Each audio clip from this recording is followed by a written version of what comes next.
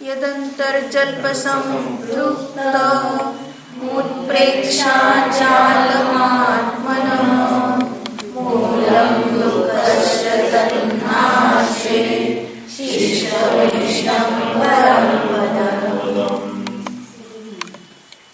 अंतर्जल्प संपृक्तम।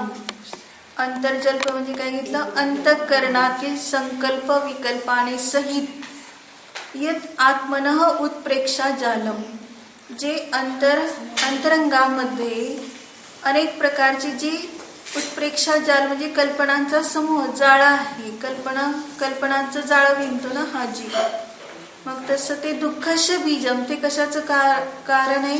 मूळ बीज दुःखाचं कारण आहे. तन्नाशे, त्या कल्पनांच्या समूहाचा नाश झालेला असताना इष्टम परम पदम, कोणत्या पदाची प्राप्ती होते? इष्ट हितकारी परमपदाची प्राप्ती होते. असे शिष्ट म्हणजे असं कोणी सांगितले? शिष्ट म्हणजे सांगितलेलं आहे, जिनेंद्र भगवंतांनी सांगितलेलं आहे. काय सांगितले यामध्ये? की जे अंतरंगामध्ये संकल्प विकल्पाचं जाळं जे चाललेलं आहे ते अनेक प्रकारच्या कल्पनेने आहे आणि तेच अनेक प्रकारची कल्पना दुःखाचं कारण आहे. म्हणून काय सांगितलं की इष्टपदाची प्राप्ती झाली म्हणजे स्वतःच्या स्वरूपात राहिलेलं असताना, निज ध्रुवाला जाणलेलं असताना त्या सर्वाचा नाश होऊन जातो असं भगवंतांनी सांगितलं. म्हणजे आता जरी यात अंगबाह्य काय सांगितले? तन्नासे, त्याचा नाश झाल्यावर इष्टाची प्राप्ती होते हे सांगणं काय झालं? उपचार म्हणजे अंगबाह्य कथन आहे. पण अंगप्रविष्ट काय आहे? तर जसं स्वरूप आहे तसाच स्वरूपाची प्राप्ती झाली म्हणजे त्याला जाणीवेत घेतलेलं असताना जे आपलं नाही ते गळून पडलं असं समजून घ्यायचं. त्याच्यामध्ये अंगप्रविष्ट लावताना कसं लावायचं? की मुळात आपल्या स्वरूपात यायचं. आपण आपल्या स्वरूपात काय येत नाही? त्याचं कारण काय आहे? तर अजून बाहेर भटकायला चांगलं वाटतंय, दुःख चांगलं वाटतं की सुख चांगलं वाटतं हा निर्णय अजून त्याला येतो. त्यामुळे त्या काय करतं? सुख मिळवायला जातो पण उपाय कोणता होतो? दुःखाचा होतो, तो दुःखातच पडतो. म्हणजे कसं आता लक्षात घेण्यासारखं आहे की एखाद्या मेंढीला पाणी प्यायचे, मग ती काय करते की त्या ह्याच्यामध्ये डोकवते. कशामध्ये? पाण्यामध्ये. पाण्यात डोकवलं की तिला आपलं प्रतिबिंब दिसते. प्रतिबिंब दिसलं की ती काय विचार करते? माझ्या जातीची ह्या पाण्यामध्ये उतरलेली शेळी आहे आणि म्हणून ती सुद्धा काय, आता ही पाण्यात पडली आहे ना, तिला पण तहान लागली, ती पाण्यात पडली, मी पण पाण्यात पडते. ती पण काय करते? प्रतिबिंब बघून स्वतः पाण्यात पडते. म्हणजेच काय आहे की तिला अजून कसं तहान भागवायचं हे कळत नाही, म्हणून त्याचा उपाय काय निघतो? पाण्यातच पडलं. म्हणजे कारण का? तर तिने पाण्यात पडली. कसं पडली आहे? तर पाणी पिण्यासाठी पडलेली नसते, पण पडली असं वाटतं आणि त्यामुळे काय होतं? तर आपण सुद्धा पडून आपली तहान भागवू शकतो. तसं एकाला बघून दुसऱ्याने काय केलं? पंचेंद्रियाच्या विषयाच्या भोगात पडला. उत्प्रेक्षा जालम, कुठलं आलं हे? कल्पनेचं जाळं. तर तो जसं म्हणतो की नाही की मी पुढच्या वर्षी लाखो रुपये कमवून बघा तर सुंदर बंगला बांधतो की नाही, मग त्याने तसं करून दाखवलं. मग आता हा पण काय म्हणतो? मी पण तसं करून दाखव.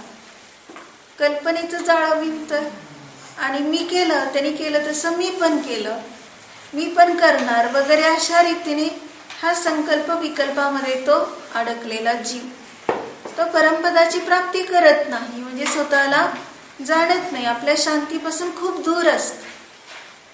मग काय सांगितलं त्याला? जसं ते दृष्टांत आहे की नाही की एका अगदी अतिशय गरीब कुटुंबामध्ये मुनी आहाराला गेले आणि तिच्याजवळ त्यावेळेस शुद्ध पद्धतीने फक्त मोहरी होती, दुसरं काही नव्हतं, पाणी आणि मोहरी. मग तिने काय केलं की अतिशय भक्तीने जे होतं त्याचा आहार दिला. आणि त्या मुनींना नेमकं ते लागू पडलं, कारण त्यांना तसा काहीतरी रोग असेल. प्रत्येकाचं आता शरीर विज्ञान वेगळं वेगळं आहे ना. म्हणजे कोणाला कफ असेल, कोणाला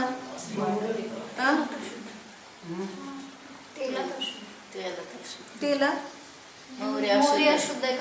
मोहरी अशुद्ध नाही. जर कशात मिसळलं तर ते समोरच्यांची उत्पन्न होतात.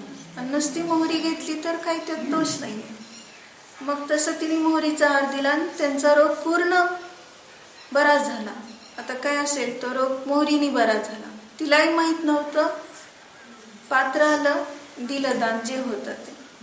म्हणजे विधी द्रव्य दातृ पात्र विशेषात तद्विशेष म्हटले ना. विधी योग्य झाली, दाता योग्य आहे, पात्र योग्य आहे आणि द्रव्य योग्य आहे. मग हे सगळं योग्यता एका ठिकाणी जुळून आली की विशेषता काय होते तर पंचाश्चर्य वृष्टी. मग तिच्या घरावर मोहरीचा आहार दिल्यावर पंचाश्चर्य वृष्टी झाली. म्हणजे द्रव्य तुम्ही किती चांगलं दिलं का, खूप दिलं का, पक्वानं दिलं का, ह्याला पाहून नाही पंचाश्चर्य वृष्टी होत. कशाला होते? ही विशेषता जिथं जुळते तिथं हे सगळं शुद्ध असलं पाहिजे. दाता पात्र विधी द्रव्य वगैरे हे सर्व शुद्ध असेल तर मग तिथं कुठली म्हणजे पाणी आहे की मोहरी आहे की पक्वान हे पाहत नाही. फक्त ही विधी जुळली पाहिजे. मग तशी तिथं विधी जुळली आणि पंचाश्चर्य वृष्टी शेजाऱ्याने पाहिली.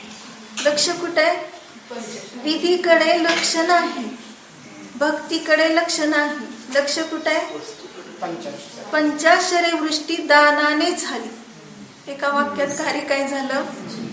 दानाने पंचाश्चर्य वृष्टी. आता जिथं जिथं दान आहे तिथं तिथं पंचाश्चर्य वृष्टी हा काय अविनाभाव संबंध नाही. पण त्या शेजाऱ्याला काय त्याचं ज्ञान नाही.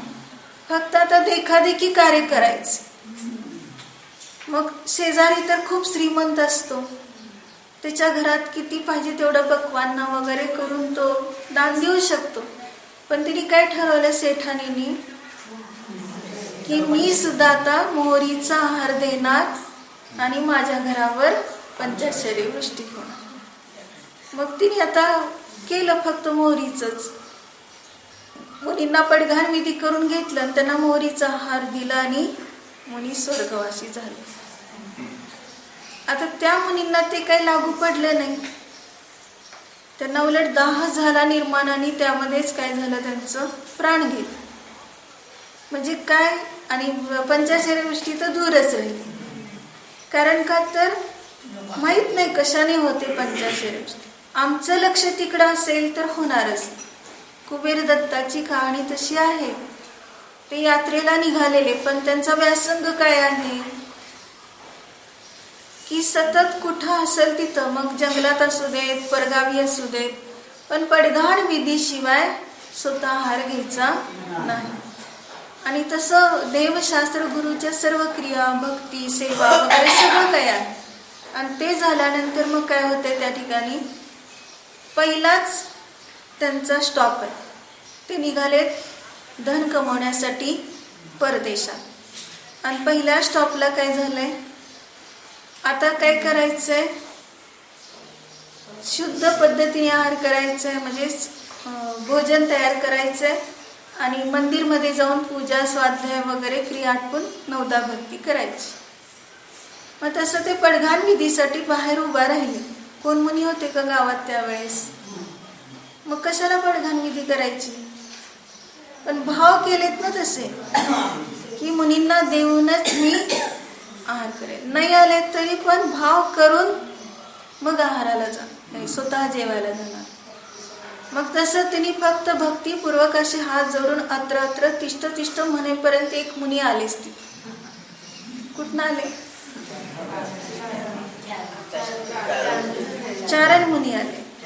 आणि त्यांनी अगदी कसा आहार घेतला, शुद्ध पद्धतीने त्याने दिला. ह्यांनी घेतलं आणि गेले, आपलं कार्य संपलं, झालं. तिथं पंचाश्चर्य वृष्टी. त्याला पण माहित नाही. एवढे रत्न त्या आसपास पडलेले, त्यांनी काय आता तिथं घर आहे का काय त्याचं, ती त्यांनी जो तंबू ठोकलेला आहे त्या तंबूच्या अवतीभोवती सगळीकडे पाहिलं तर रत्नच रत्न.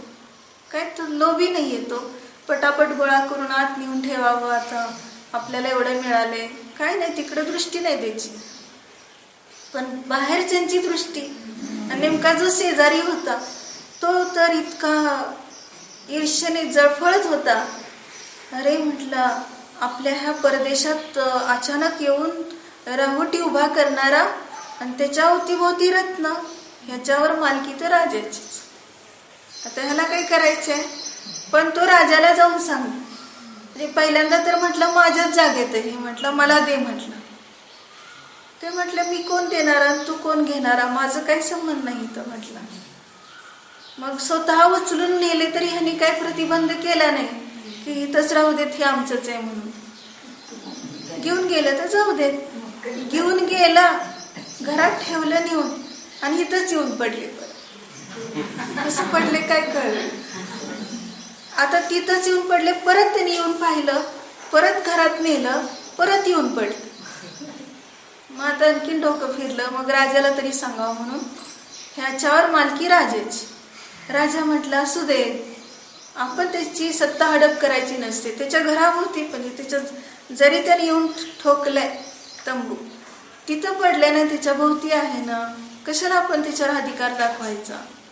पण तो राजाला खूप भडकवतो. म्हणजे तसं नाही, आपल्या राज्यातला माल त्याच्यावर अधिकार राजाचाच असणार. मग त्यांनी जबरदस्ती त्याच्या तो कोशागार असतो त्याला पाठवलं. ते सगळं गोळा करून आणायला लावलं, खजानात नेऊन ठेवलं. तिथनं येऊन तिथं परत तिथंच पडते. किती वेळा प्रयोग केला, कुठेही ज्ञान काही कर, जे आपलं आहे ते कधी नष्ट होतच नाही.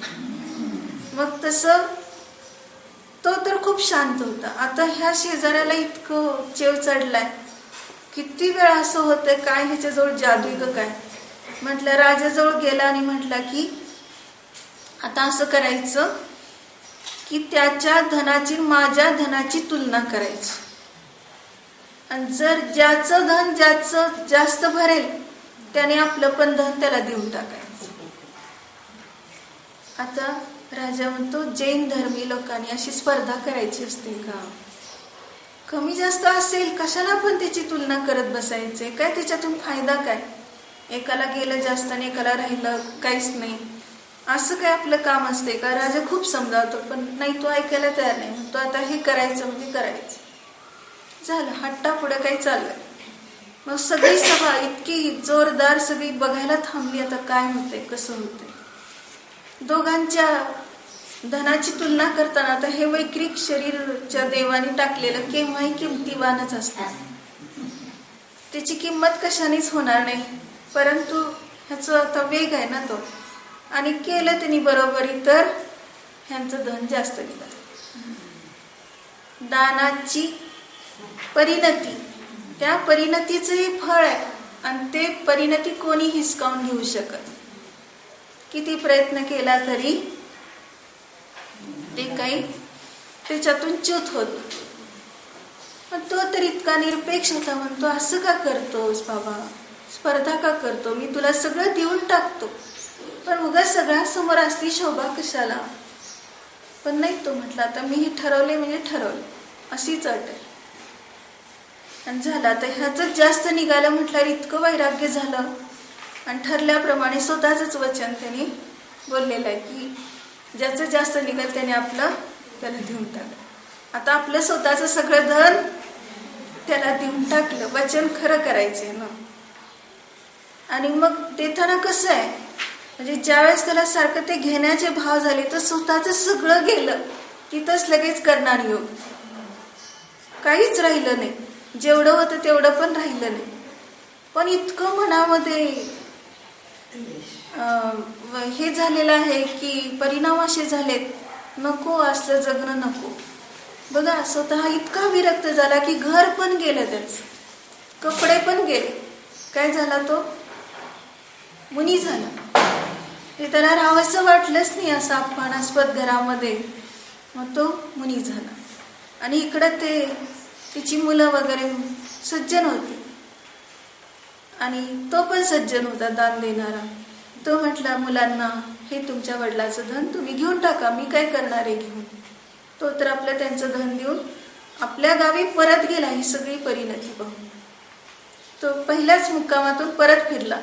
एक तर म्हटला, काय धन कमवण्याची गरजच नाही, असेल तर आपोआप येते, नसेल तर सगळं जातं. ह्या घटनेतनं त्याला शिकायला मिळालं. आणि म्हटलं आता ह्याच्यामध्ये पूर्ण साधना आपल्या जीवनाची करायची, काय कमवायचं नाही, स्वदेशात पण नाही आणि परदेशात पण. अशी परिणती झाली. म्हणजे संकल्प विकल्पाने हा जीव हैराण होतो. काय केलं, उत्प्रेक्षा जाल,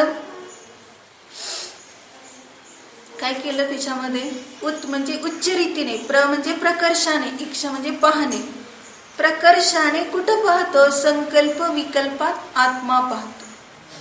ही कल्पना तरी केली आहे, विणलंय जाळं तरी, हे माझे आणि मी त्यांचा, अशा प्रकारच्या विकल्पाने तो हैराण झालेला. आणि काय होत आहे, काय सांगितलं ह्या उत्प्रेक्षा जालामध्ये, काय सांगितलं, कल्पनाचं जाळं जो विणतो तो कोण, अज्ञानी का ज्ञानी, अज्ञानी सांगितलं. मग ते कशाचं बीज सांगितलं, दुःखाचं बीज आहे.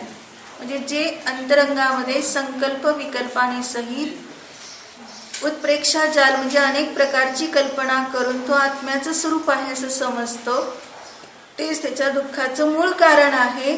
म्हणून काय सांगितलं भगवंतांनी, शिष्टम सांगितलं, इष्टम परमपदम, जे हितकारी आपल्या परमपदामध्ये राहतो त्याचं तन नासे, म्हणजे त्याचा मुळासकट नाश होतो. कशाचा, दुःखाच्या कारणाचा, म्हणजे संकल्प विकल्पाचा. स्वभावात राहिलं की संकल्प विकल्प होतच नाही. म्हणून आपण काय करायचंय, प्रत्येक समयामध्ये विचार कोणता करायचा, ह्याला फार महत्व आहे. ज्ञानाने रहित एकही क्षण कुठलाही आत्मा राहत नाही. कुठलं ना कुठलं तरी पर्याय चालूच आहे. मग मी ही पर्याय आत्ताची स्वभावालाच देतो. शक्य आहे की अशक्य आहे, शक्य आहे. नाही म्हणतो आता जायचे घरी, मग घरी गेल्यावर सगळं गडबड असते, आत्मा विसरून जातो कामामध्ये किंवा व्यवसायामध्ये, कसं काही लक्षात ठेवणार. दुःखाचं बीज सारखं आमच्याकडनं चाललंय, काही ना काहीतरी विचार करतो, कल्पना करतो आणि त्यात सुखी दुःखी होतो. कसल्याही प्रसंगामध्ये असू देत, त्या सर्व प्रसंगामध्ये आपण आपल्या आत्म्याला विसरत नाहीच. कुठला श्लोक आहे याच्यामध्ये,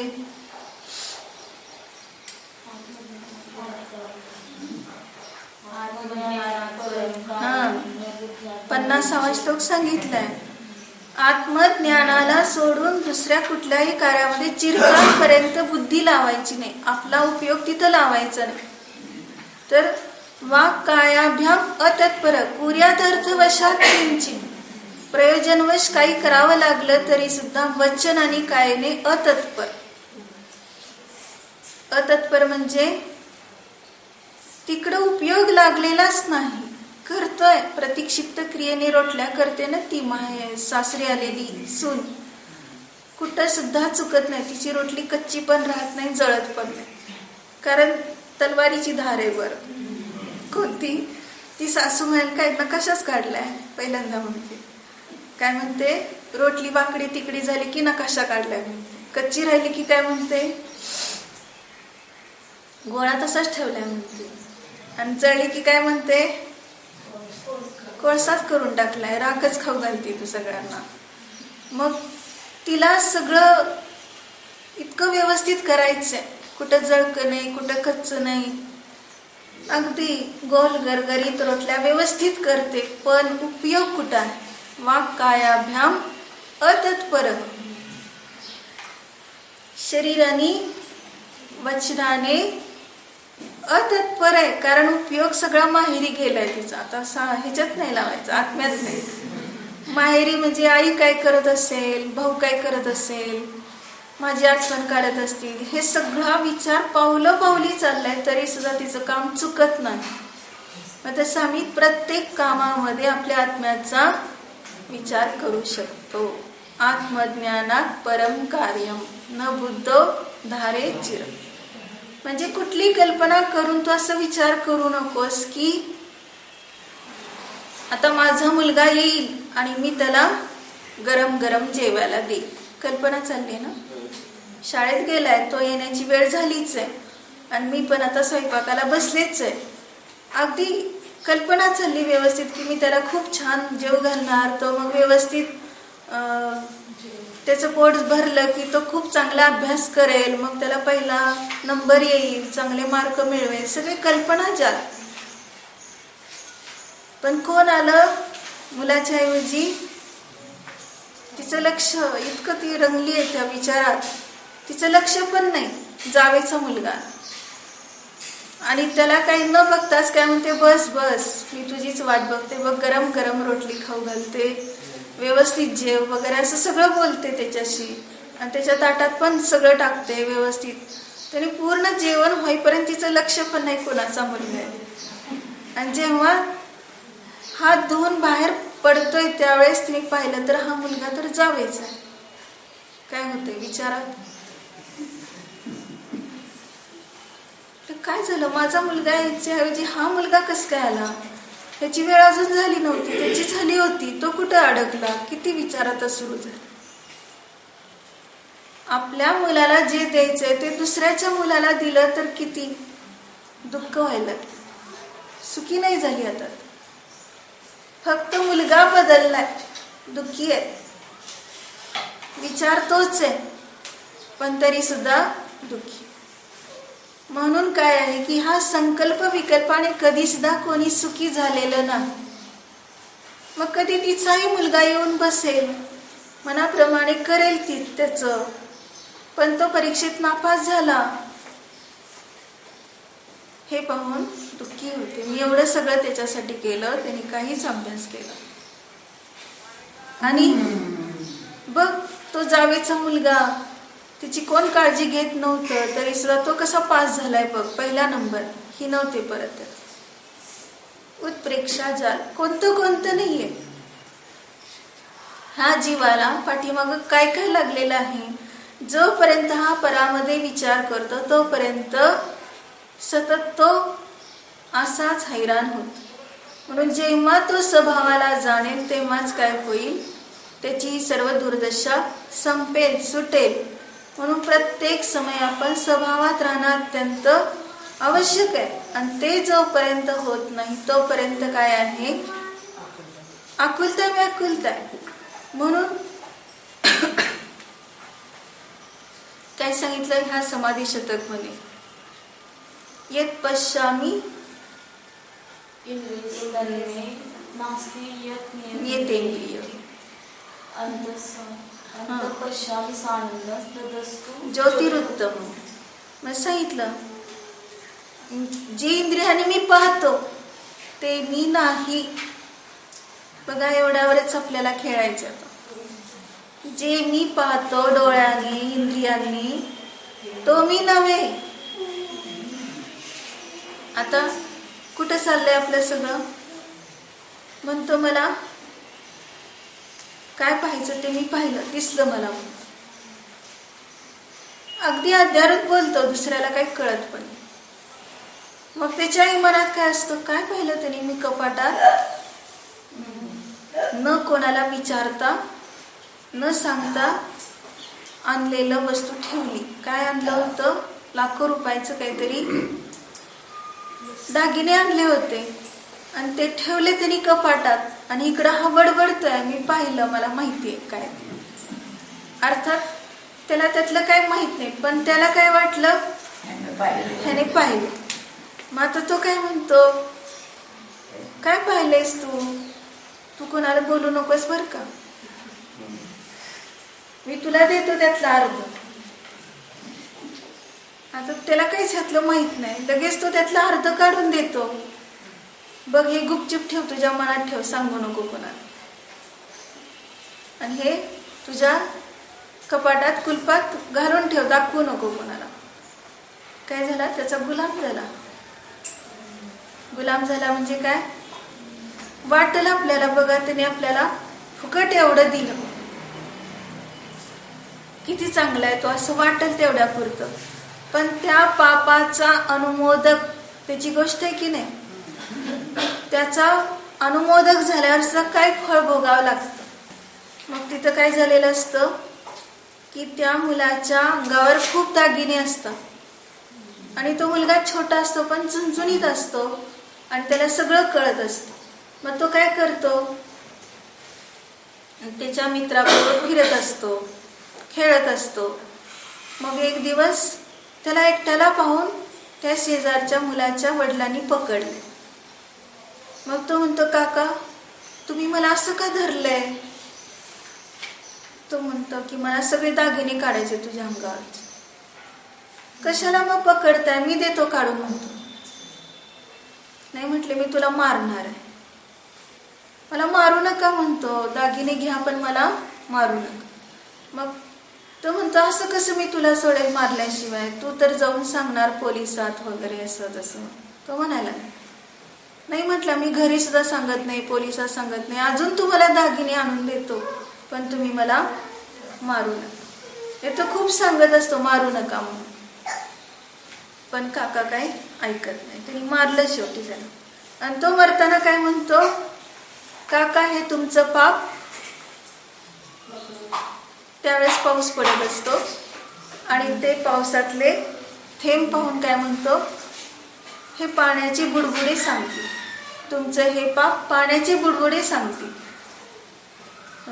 त्यांना हसू येत असते त्यावेळेस, इतकं दागिने मिळालेत, आम्हाला एवढं सगळं मिळालं आणि माझं कसलं पाप, आणि मला कोण, म्हणजे हे पावसाचे थेंब सांगत असतात, बुडबुडे सांगत असतात, असं त्याला चेष्टा वाटत असते. तो तर गेला, त्याच्या शेजाऱ्यांनी खूप शोधलं, कुठं मिळाला नाही.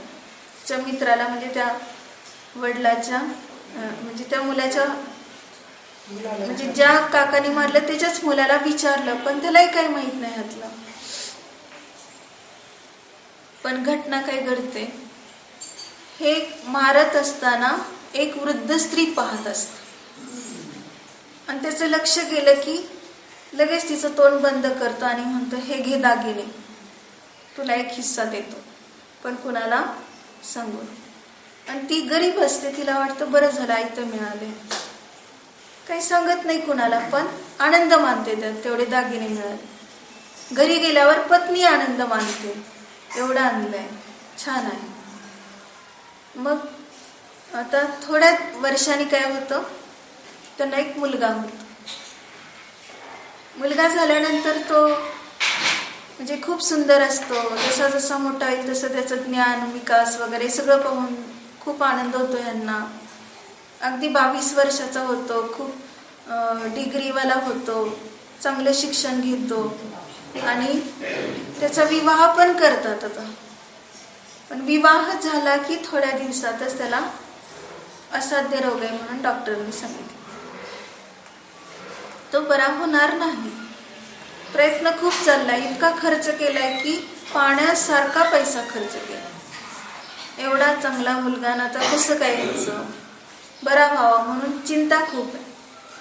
आणि ह्याला त्यावेळेस अचानक तो अंथरुणावर पडलेला असताना जाती स्मरण होतं. त्यावेळेस नेमका पावसाचे दिवस असतात आणि ते पावसाच्या थेंबाकडे तो पाहत असतो तो मुलगा, आणि ते बुडबुडे पाहून त्याला जाती स्मरण होतं.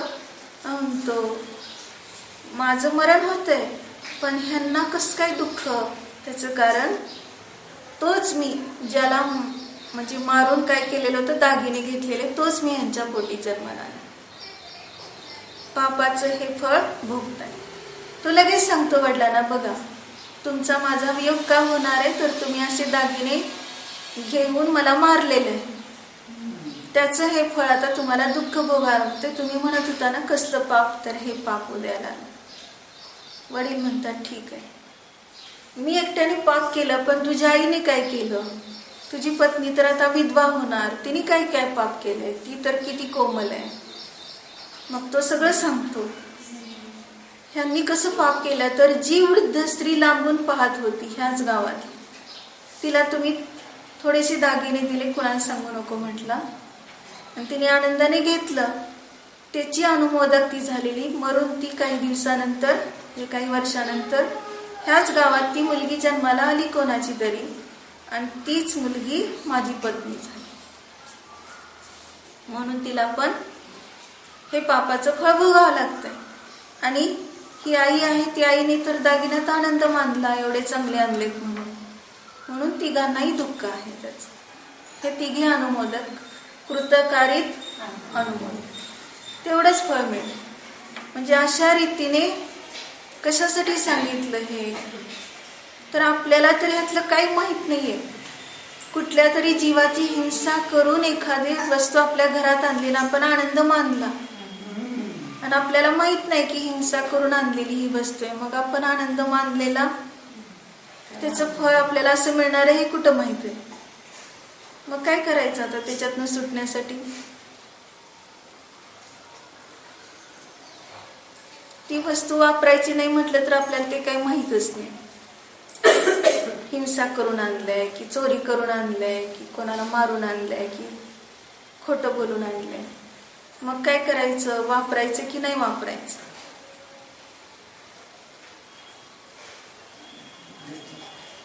आता घरात प्रत्येक वस्तू येते, त्याच्यात काही ना काहीतरी पाप आहेच, पण त्याच्यात आनंद मानायचा नाही. उत्प्रेक्षा जालम हे पाहायचंय.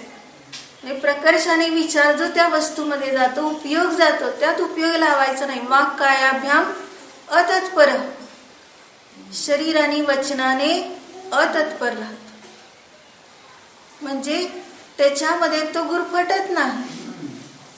काही जरी केलं तरी सुद्धा हे माझ्यापासून भिन्न आहे, उपयोग देण्याची गरज नाही, रागभाव करण्याची गरज नाही. पण आपण काय करत असतो? त्यालाच आणलं भाई, मला नाही आणलं. उलट अजून आपल्यालाच पाहिजे असतं पाप. आणि त्याला एवढं आणलं, मला एवढंच आणलं का, मग मला जास्त का नाही दिलं? मग आता हे आपल्याला समजल्यावर किती फायदा होईल की बरं झालं मी पापातनं बचावलो, मला कशाची गरज नाही, मी याच्यापासून भिन्न आहे. अशा रीतीने उलट एकेकातनं म्हणजे त्यासाठी पण ह्यात श्लोक कोणता सांगितलाय? अज्ञानी आहे तो बाह्य पदार्थाची इच्छा करतो, ज्ञानी आहे तो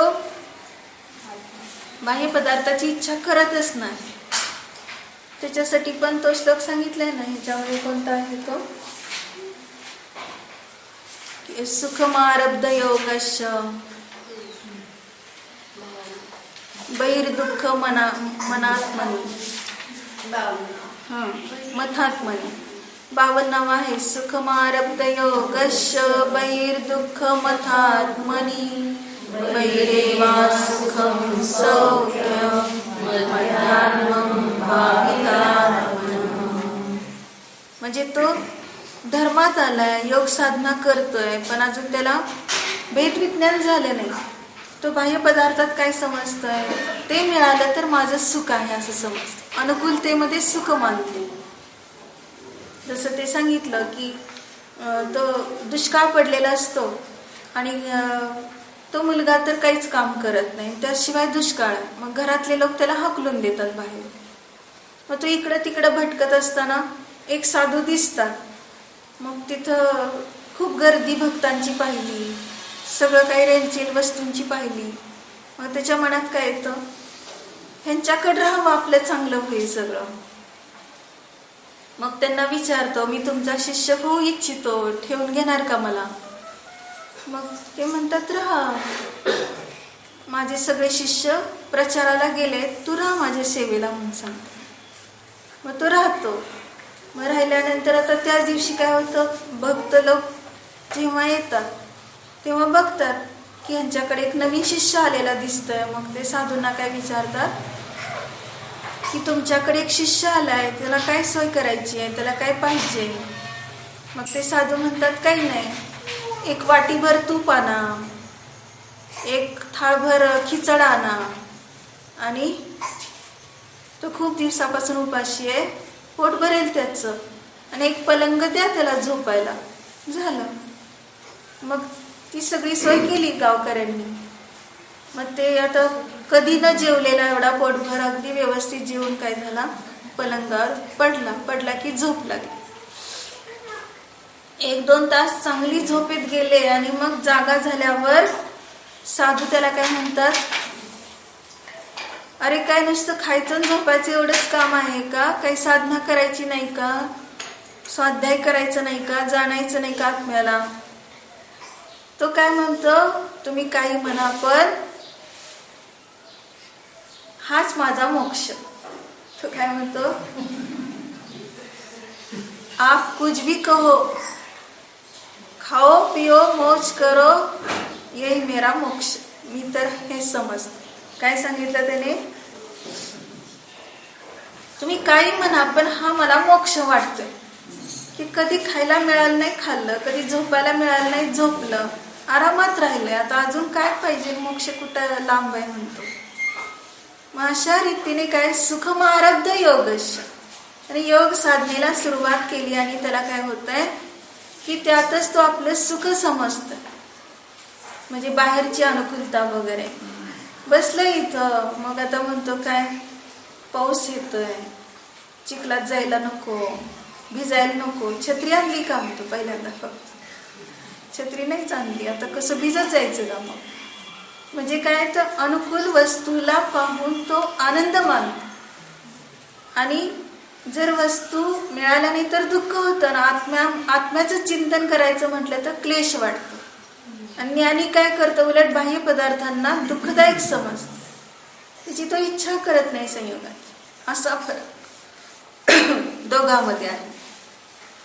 म्हणून सतत काय विचार करायचा आहे की बाहेरच्यावर माझं सुख कुठेही अवलंबून नाही, मी फक्त एक स्वतःला जाणून आनंदाला प्राप्त होतो.